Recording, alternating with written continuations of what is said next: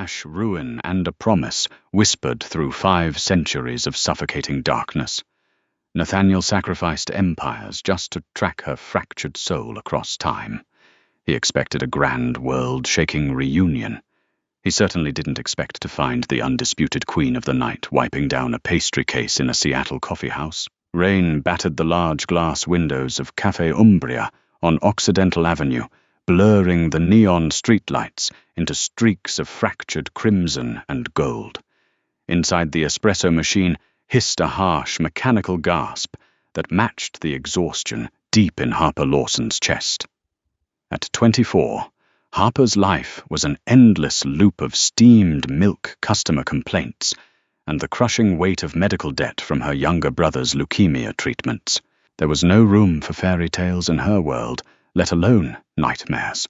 The bell above the heavy oak door chimed. The evening rush had died down hours ago, and the sudden draft of freezing November air made Harper shiver in her damp apron. A man stepped into the ambient amber lighting of the shop. He didn't walk. He glided. That was the only word Harper's overtired brain could summon. He wore a tailored charcoal overcoat that looked like it cost more than her entire college tuition, completely untouched by the torrential Pacific Northwest downpour outside. His dark hair was immaculately styled, but it was his face that made Harper freeze with a ceramic mug halfway to the sink. He possessed a brutal aristocratic beauty. High sharp cheekbones, a jawline carved from marble, and eyes the color of bruised violets. Those eyes locked onto her instantly, and the world seemed to stop spinning. The ambient jazz music playing over the speakers faded into a dull hum. Harper's breath caught in her throat. A strange, violent sense of déjà vu slammed into her ribs, so intense it made her dizzy. Nathaniel Reed stood perfectly still, his heart dormant for the better part of a decade, giving a singular, agonizing thud against his sternum. 502 years. He had walked through the ashes of London in 1666, stood on the blood-soaked fields of Gettysburg, and built a multi-billion-dollar logistics empire in the modern era, all while hollowed out by grief. His wife, Genevieve, had been ripped from his arms in a stone courtyard in France, condemned by the church, and burned before Nathaniel could slaughter the tribunal. For 5 centuries, he had hunted for her reincarnation. He had hired psychics trackers and private investigators, enduring decades of false hope and crushing disappointment. And now here she was, smelling of roasted Arabica beans, cheap vanilla perfume, and the unmistakable, intoxicating undercurrent of wildflowers and rain that belonged only to Genevieve. He approached the counter. Every instinct in his predatory nature screamed at him to vault the polished wood, claim her, and tear apart anyone who looked at her. He forced his hands deep into his coat pockets, his knuckles turning white to suppress the violent trembling in his immortal limbs. "Can I—" Harper swallowed hard, her voice betraying a slight tremor. She wiped her hands on a bar towel, suddenly hyper-aware of the dark circles under her eyes and the coffee stain on her collar. "Can I help you, sir?" "A black coffee," Nathaniel said. His voice was a dark, resonant baritone that sent a literal shockwave of static electricity down Harper's spine. "No sugar, no cream." "Right, of course." Harper turned to the drip machine, her hands shaking so badly she fumbled the paper cup. As she poured, she felt the oppressive weight of his gaze. It wasn't the creepy, leering stare of a late-night regular. It was something heavier. It felt like worship. It felt like possession. She placed the cup on the counter. "That'll be $3.50. Nathaniel withdrew a sleek, matte black leather wallet and placed a crisp $100 bill on the counter. His fingers, clad in thin leather gloves, brushed against Harper's bare skin. A jolt of sheer, freezing electricity snapped between them. Harper gasped, snatching her hand back, knocking the paper cup. Hot coffee spilled across the counter, splashing onto Nathaniel's expensive coat. "Oh my God!" Harper panicked, grabbing a fistful of napkins. "I'm so sorry. I'm so clumsy. Leave it." Nathaniel commanded, his voice unnervingly calm. He didn't even glance at the scalding liquid soaking into his sleeve. His violet eyes were fixed entirely on her face, cataloguing every freckle, the exact curve of her lips, the way her pulse fluttered wildly at the base of her throat. It was her. The universe hadn't played a cruel trick. It was truly her. "I can pay for the dry cleaning," Harper babbled, her cheeks burning with embarrassment and an inexplicable fear. "Please let me." "Harper," he said. She stopped, the soggy napkins clutched in her hand. "How do you know my name?" Nathaniel glanced down at the green plastic name tag pinned to her apron. "Your tag?" "Right," she breathed, feeling incredibly stupid. "Look, take the change at least." "Keep it," Nathaniel replied softly. "You need it more than I do." Before she could process the strange weight of that statement, he turned and walked out into the pouring rain, leaving the coffee untouched. Harper stood frozen behind the counter for a long time. When she finally went to clear the mess, she noticed he had left something else beside the $100 bill. It was a heavy silver coin, deeply tarnished, bearing the crest of a wolf tangled in thorns. A crest from the 1500s. That night, in her cramped, drafty apartment in Capitol Hill, Harper didn't sleep. Every time she closed her eyes, she didn't see the peeling wallpaper of her bedroom. She saw a massive stone fireplace. She smelled wood smoke and blood. And she heard a man screaming her name with a voice that sounded exactly like the stranger from the coffee shop. By Friday, Harper was convinced she was losing her mind. The stranger hadn't returned to Café Umbria, but his presence lingered like a ghost. Harper found herself constantly looking at the door, her heart doing a frantic stutter every time the bell chimed. The silver coin sat on her nightstand, cold to the touch and impossibly heavy. When she tried to look up the crest on the internet, she found nothing but obscure references to a defunct French bloodline that was wiped out in the 16th century. But the stranger was the least of her immediate problems. Someone was following her. It started subtly. A dark grey sedan parked, idling across the street from her apartment building. A man in a tan trench coat, pretending to read a newspaper at the bus stop, his eyes always tracking her movements. Harper, hardened by years of living in the city, knew the signs of a stalker. She gripped her pepper spray tight in her pocket every time she walked home. On a bitterly cold Tuesday night, her shift ended at 11:30 p.m.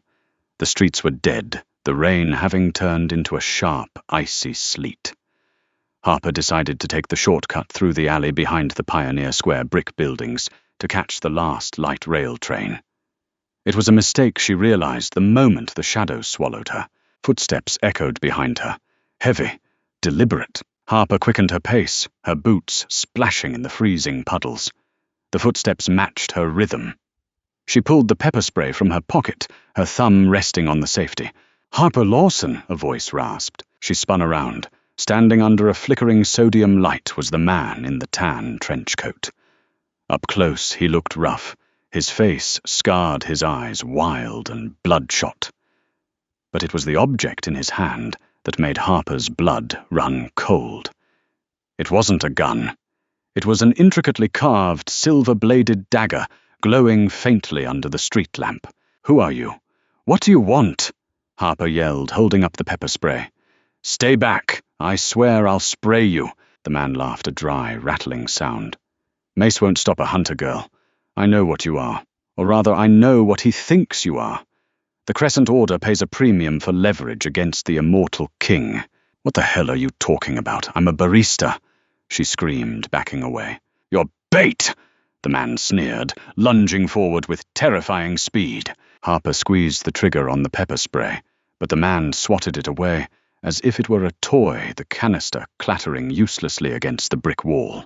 He grabbed her by the throat, slamming her hard against the cold, wet masonry. The air exploded from her lungs. Black spots danced in her vision as the cold edge of the silver blade pressed against her cheek. "Let's see how fast he comes when he smells your blood," the hunter hissed. Suddenly the air in the alley dropped 20 degrees.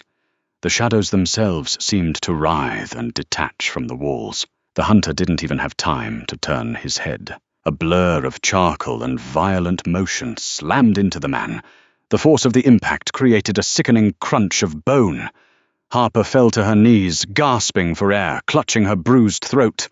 Through the icy rain, she watched a nightmare unfold. The stranger from the coffee shop, Nathaniel, had the hunter, pinned by the throat against the opposite wall, holding him 3 feet off the ground with a single hand. Nathaniel's face had changed. The aristocratic veneer was gone, replaced by a mask of pure ancient fury. His jaw was unhinged slightly, and terrifying, elongated fangs gleamed in the dim light. The veins under his eyes were pitch black, pulsing with a demonic rhythm. Declan Walsh. Nathaniel's voice was no longer human. It was the sound of grinding tectonic plates. "You dare touch what is mine!" The hunter. Declan clawed frantically at Nathaniel's iron grip, his legs kicking in the empty air. She is nothing. You're a fool, Reed. I am your death," Nathaniel whispered. With a horrifyingly casual flick of his wrist, he snapped Declan's neck. The crack echoed loudly in the narrow alley.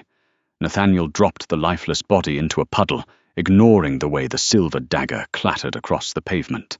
Harper scrambled backward, her hand scraping against the rough asphalt, a scream locked tight in her throat. She couldn't breathe. Monsters were real. Vampires were real. And one of them was turning to look at her. Nathaniel's demonic features slowly receded. The black veins faded, the fangs retracted, and the smooth, tragically beautiful face of the billionaire returned.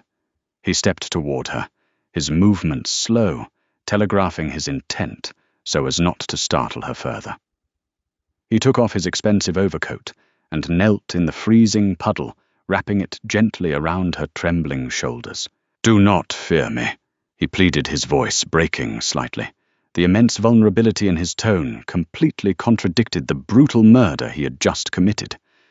"Please, Genevieve, look at me." My name is Harper," she sobbed, pulling the coat tight around herself, overwhelmed by the scent of cedar and ozone. "What are you? What was that?" "I am the man who has spent 5 centuries looking for you," Nathaniel said, softly reaching out to gently touch the red mark on her neck where the hunter had gripped her. His cold fingers instantly soothed the burning pain. "Come with me. I will explain everything, but you are no longer safe here." Too exhausted, terrified, and oddly mesmerized to refuse, Harper let him lift her into his arms as if she weighed nothing. He carried her to a sleek black Rolls-Royce waiting at the edge of the alley. 20 minutes later, Harper was sitting on a velvet sofa in a penthouse that overlooked the entire Seattle skyline. The luxury of the space was dizzying, vaulted ceilings, modern art, and a massive fireplace that crackled with a roaring fire. A private doctor, a discreet man on Nathaniel's payroll, had already checked her throat and left. Nathaniel walked into the room holding a glass of amber liquid. He handed it to her. "Drink. It's bourbon. It will calm your nerves." Harper took a sip, the alcohol burning a welcome trail down her throat. She looked at him, standing by the floor-to-ceiling windows, staring out at the city. "You called me Genevieve." Nathaniel turned, his violet eyes locking onto hers. In 1524, Genevieve was the wife of a French lord. She was brilliant, stubborn, and had a laugh that could shame the sun. She was executed for witchcraft by men who feared her intelligence and my power. He paused, the centuries of grief heavy in his posture. "I was turned into this creature in a desperate bid to save her. I was too late." "And you think I'm her?" Harper asked, shaking her head. "I'm a barista. I have student loans. I'm taking care of my brother Tommy.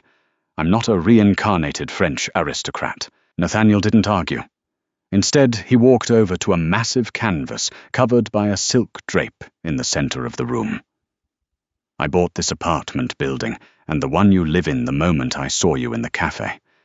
I had to secure your perimeter."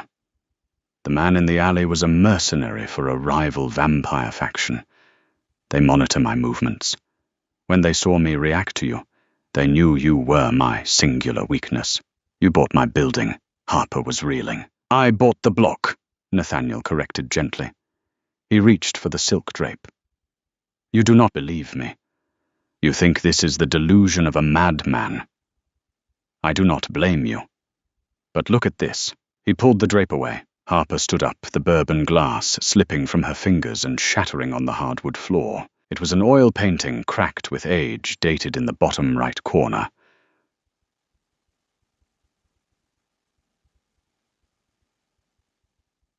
It was a portrait of a woman standing in a lush garden.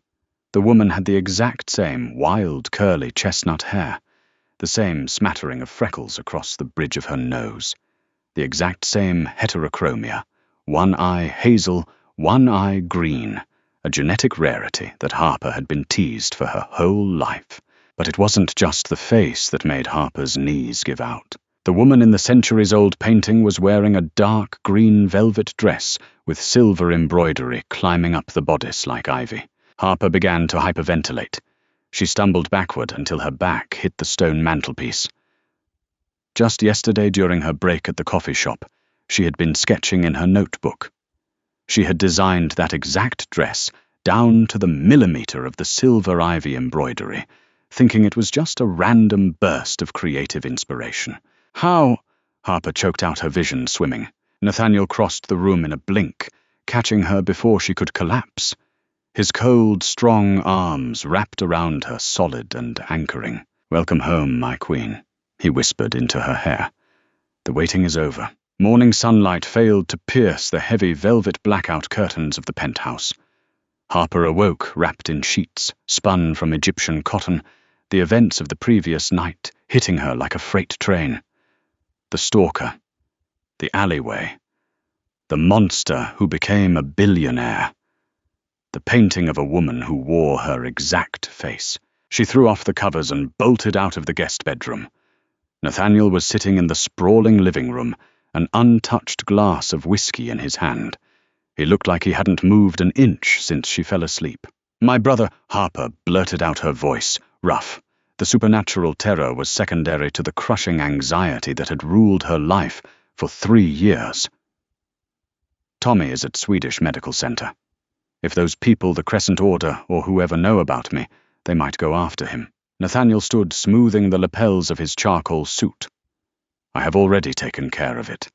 At 4:00 a.m., Thomas was transferred via private ambulance to a secure VIP wing at the Fred Hutchinson Cancer Center.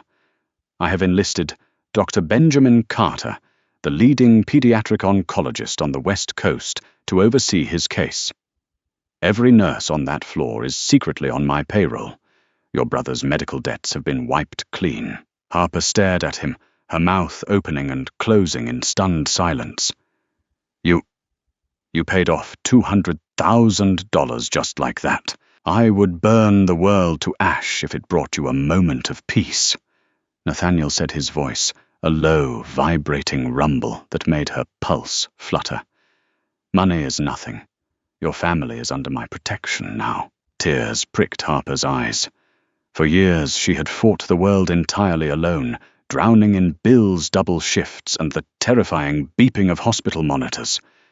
Now this ancient, terrifying king had simply waved a hand and shattered her heaviest burdens. Before she could thank him, her cell phone buzzed in her coat pocket. It was a text from Lily Simmons, her closest friend and co-worker at Cafe Umbria. Harper, where are you? Did you make it home last night? Heard sirens near the alley. I'm freaking out. Meet me at the hospital. It's my friend, Lily, Harper said, looking up. She's worried about me. I need to go see Tommy, and I need to tell Lily I'm safe. A shadow crossed Nathaniel's aristocratic face. The city is volatile. Dominic Hayes, the leader of the local Crescent Order faction, is hunting. They want to use your blood to break the warding spells on my Seattle territories. I will accompany you. The hospital wing was unlike anything Harper had ever seen. There were no harsh fluorescent lights or smells of bleach. It looked like a high-end luxury hotel. Tommy, pale but smiling, was watching cartoons on a massive flat-screen TV. For the first time in months, he had color in his cheeks. Harper hugged him tightly, weeping softly into his hospital gown. Nathaniel stood watch at the door, an imposing sentinel of lethal grace. "Your boyfriend is weird, Harp," Tommy whispered, pointing at Nathaniel. "But he bought me a PlayStation 5, so I approve." Harper laughed, a wet, broken sound. "He's not my boyfriend, Tommy. He's a very old friend. I am whatever she commands me to be," Nathaniel replied from the doorway, a ghost of a smile playing on his lips. The tender moment shattered when the heavy oak door of the suite burst open. Standing in the corridor was Lily Simmons, but she wasn't wearing her Cafe Umbria apron. She wore tactical black Kevlar holding a suppressed Heckler & Koch submachine gun. Behind her stood 3 heavily armed mercenaries with glowing ultraviolet tactical visors. "Sorry, Harper," Lily said, her voice completely devoid of the bubbly warmth Harper had known for 2 years. "But Dominic pays a hell of a lot better than the coffee shop." Harper's stomach dropped. "Lily, what are you doing, taking the Queen off the board?" Lily sneered. Everything happened in a chaotic, deafening blur. Nathaniel roared a sound that shattered the reinforced glass of the hospital windows. He moved faster than human sight, intercepting a hail of bullets meant for Harper. The rounds tore through his tailored suit, spraying dark, thick blood across the pristine white floor, but he didn't even flinch. He backhanded the first mercenary, the sheer kinetic force sending the man flying through the drywall into the adjacent corridor. "Get behind the bed," Nathaniel commanded Harper, his eyes glowing a violent, demonic violet. His fangs fully extended, he lunged at the remaining attackers. He was a force of ancient, unstoppable carnage, tearing weapons from their hands and snapping limbs with horrifying ease. But Lily was smart. She didn't aim for the immortal king. She aimed for the human boy on the bed. She raised her weapon toward Tommy. "No!" Harper screamed. Without thinking, driven by a primal instinct older than time itself, Harper threw herself across her brother's fragile body, just as Lily pulled the trigger. The impact felt like being struck by a sledgehammer. 3 rounds caught Harper in the torso, punching through her ribs and collapsing her left lung. She hit the floor hard, a sickening spray of red painting, the sterile hospital tiles. "Harper!"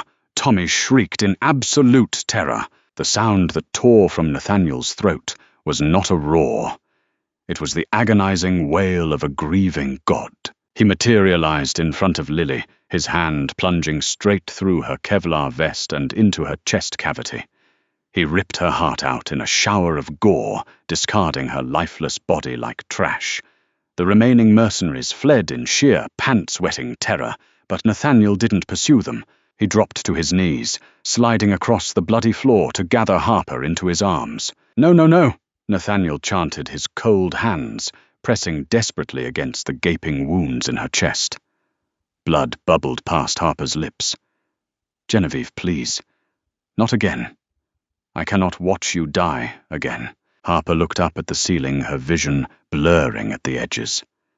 The agonizing pain in her chest was slowly being replaced by a strange, numb warmth. And then the dam broke. Memories that did not belong to Harper Lawson flooded her dying brain. She saw cobblestone streets in a French village. She smelled the heavy scent of lavender and impending rain. She saw Nathaniel dressed in a sweeping velvet cloak, offering her a stolen white rose in the shadow of a cathedral. She remembered the heat of the flames licking at her boots as the inquisitors chanted in Latin. She remembered his agonizing scream as he watched her burn. "I will find you," his voice echoed in her mind, crossing centuries of time. "Even if I must tear heaven and hell apart." "Nathaniel," she whispered. But it wasn't Harper's cadence. It was an older, refined accent. She reached up her bloody fingers, tracing the sharp curve of his jaw. You took entirely too long to find me, my love." Nathaniel gasped, tears of blood tracking down his pale cheeks. "Genevieve, you remember." "I remember everything," She smiled weakly, her breathing growing incredibly shallow. "But I am dying, Nathaniel. It hurts. I can save you," he pleaded, pressing his forehead against hers. "I can give you the dark gift. But you must choose it. I will not damn you without your consent. Choose to stay with me." Harper looked past his shoulder to where Tommy was cowering on the bed, terrified but unharmed. She had fought so hard for this life. She had fought to keep her brother safe. But the ancient soul inside her knew that her destiny was not to die on a linoleum floor. She was a queen, and her king was waiting. "Turn me," she rasped her eyes, holding his steady. "Make me yours." Without hesitation, Nathaniel brought his wrist to his own mouth and tore his flesh with his fangs. Dark, pulsing, immortal blood welled from the wound. He pressed his bleeding wrist against Harper's lips. "Drink, my queen," he commanded softly. Harper drank. The vampire blood hit her system like liquid fire. It burned through her collapsing veins, incinerating her mortality. Her spine arched as her heart gave one final violent spasm, stopped completely, and then roared back to life with a terrifying rhythmic thud. The pain vanished. Her wounds knit together in seconds, the bullets pushing out of her flesh and clattering onto the floor. Harper opened her eyes. The world had shifted. She could hear the frantic beating of Tommy's heart across the room. She could see the microscopic dust motes dancing in the air. She sat up, power coursing through her newly immortal limbs. She looked down at her blood-soaked hands, then up at Nathaniel. He was watching her with absolute, terrifying devotion. He bowed his head, resting it against her knee. "My life is yours, Genevieve, for the rest of eternity." Harper reached out, tangling her fingers in his dark hair, pulling his face up to meet hers. "My name," she said, her voice ringing with newfound dangerous authority, "is Harper. Genevieve is the past. We rule the future." Nathaniel smiled a predatory, glorious expression. "As you command." If you loved this dark, heart-pounding tale of ancient romance betrayal, and a love that literally conquered death, do not forget to hit that like button. Subscribe to our channel for more intense supernatural audio stories, and share this video with someone who loves a billionaire vampire king. Drop a comment below. Would you have chosen immortality to stay with Nathaniel? Let us know, and we will see you in the next dark romance.